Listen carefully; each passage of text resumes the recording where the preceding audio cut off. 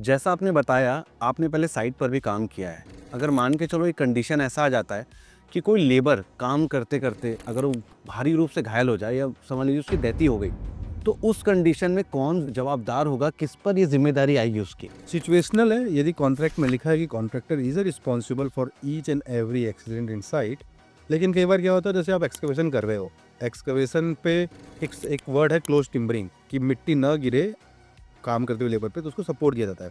लेकिन आपके tender document में नहीं है, वो बीओक्यू में नहीं लिखा है, और आपने अप्रूवल मांगा था अपने क्लाइंट से कि मुझे सपोर्ट लगाने दो जिससे कि इंसिडेंट ना हो, और उसके बावजूद भी हो जाता है।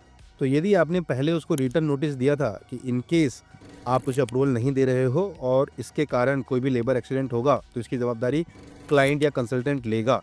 यदि ये रिटर्न एग्रीमेंट पहले से हुआ है, तब तो आप बच जाओगे, एज अ कॉन्ट्रैक्टर बच जाओगे। Otherwise contractor is a whole sole responsible for each and every accident in site. Not only that, आप की काम कर रहे हो, किसी बाजू वाले का बिल्डिंग डैमेज हो गया, पाइपलाइन डैमेज हो गया, इलेक्ट्रिक केबल डैमेज हो गया, कुछ भी डैमेज हुआ साइट पे, उसका पूरी रिस्पॉन्सिबिलिटी कॉन्ट्रैक्टर की होती है। और यदि सेफ्टी के लिए अप्रूवल लिया था, क्लाइंट ने नहीं दिया, तो सो कॉस्ट नोटिस टाइप की, भाई यदि यहाँ कुछ इंसिडेंट होता है तो contractor is not responsible, client will be responsible, उसको रिटर्न रिसीव करना चाहिए आपके, तो कॉन्ट्रैक्टर बच सकता है।